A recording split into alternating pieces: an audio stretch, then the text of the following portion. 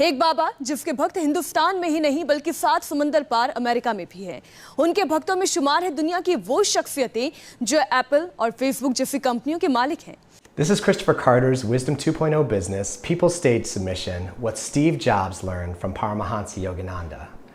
Autobiography of a Yogi had a massive impact on Steve Jobs. He reread it every year of his life since the age of 17 and then gifted it to every guest at his funeral. I went and I saw one of my mentors, Steve Jobs, and he told me that in order to reconnect with what I believed as the mission of the company, I should visit this temple that he had gone to.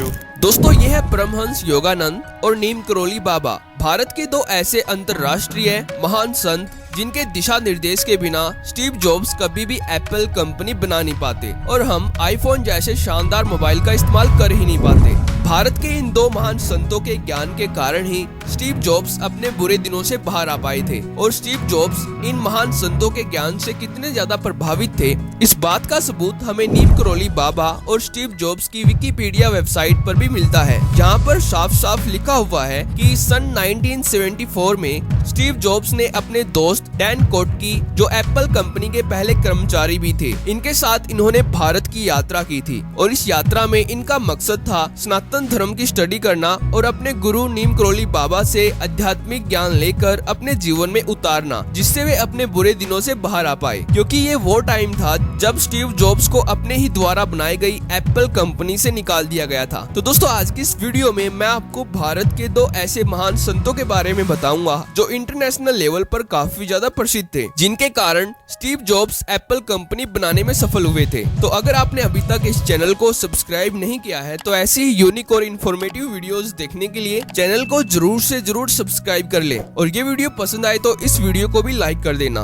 तो चलिए देखते हैं। दोस्तों, कहानी की शुरुआत होती है सन 1973 में, जब स्टीव जॉब्स ने रामदास के द्वारा लिखी गई किताब बी हियर नाउ पढ़ी थी। रामदास का असली नाम रिचर्ड अल्पर्ट था। यह एक अमेरिकन साइकोलॉजिस्ट और मॉडर्न योगा के गुरु थे, जिन्होंने वैदिक ज्ञान से प्रभावित होकर हिंदू धर्म अपनाया हुआ था। इसकी जानकारी आपको इनके विकिपीडिया पर भी मिल जाएगी और इनके गुरु भी नीम करोली बाबा थे, इसीलिए इन्होंने अपना नाम रिचर्ड अल्पर्ट से बदलकर रामदास कर लिया था। स्टीव जॉब्स ने तब अमेरिका में इनके द्वारा लिखी गई किताब पढ़ी थी, जिसमें स्पिरिचुअलिटी, योगा और मेडिटेशन की डीप नॉलेज दी गई थी, जिसको पढ़कर स्टीव जॉब्स सनातन धर्म के वैदिक ज्ञान की तरफ काफी ज्यादा प्रभावित हुए थे। इस किताब में रामदास ने नीम करोली बाबा के अलौकिक ज्ञान और चमत्कारों के बारे में बताया हुआ था, जिसके कारण स्टीव जॉब्स नीम करोली बाबा से मिलना चाहते थे और इसीलिए जॉब्स ने अपने कॉलेज के दोस्त डैन कोटकी के साथ इंडिया जाने का प्लान बनाया और इसके बाद सन 1974 में स्टीव जॉब्स अपने दोस्त डैन कोटकी के साथ इंडिया आए।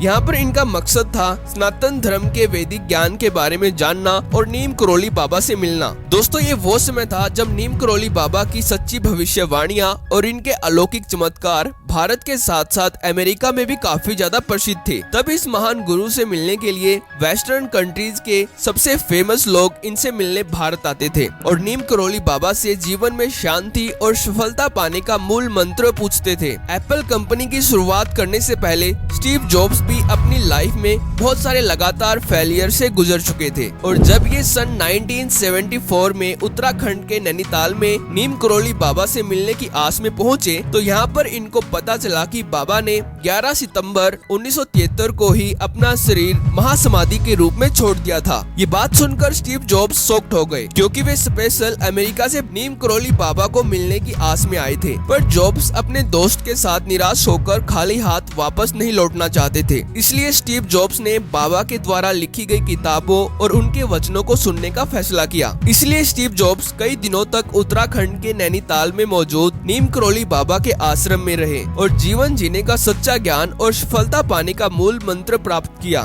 इसके बाद स्टीव जॉब्स अमेरिका में पहुंचे। यहाँ पर इन्होंने एप्पल कंपनी बनाने से पहले बहुत सारी चुनौतियों का डटकर सामना किया और अपनी असफलताओं से कभी घबराए नहीं। यहाँ तक कि जब जॉब्स को सन 1985 में अपने ही द्वारा बनाई गई एप्पल कंपनी में से बाहर कर दिया गया था, तब भी इन्होंने हार नहीं मानी और अपनी कड़ी मेहनत के दम पर दोबारा से एप्पल कंपनी के मालिक बने। और दोस्तों, आपको शायद ही पता होगा कि जिस एप्पल के लोगो की पूरी दुनिया दीवानी है वो नीम करोली बाबा के फेवरेट फ्रूट से ही लिया गया है, क्योंकि नीम करोली बाबा का पसंदीदा फल सेब थी। इसीलिए स्टीव जॉब्स ने एप्पल को एक ब्रांड के तौर पर चुना था। और जब स्टीव जॉब्स अपने जीवन के आखिरी दिनों में थे तब इन्होंने अपने पिलो के नीचे बाबा का फोटो रखा हुआ था, जिसको जॉब्स देखते रहते थे। दोस्तों, नीम करोली बाबा के साथ साथ भारत के एक और महान योगी थे जिसके ज्ञान से भी स्टीव जॉब्स काफी ज्यादा प्रभावित थे। इस महान योगी का नाम था परमहंस योगानंद, जिनको आप में से ज्यादातर लोग जानते ही होंगे। जब स्टीव जॉब्स सन 1974 में पहली बार भारत आए थे तो भारत आने से पहले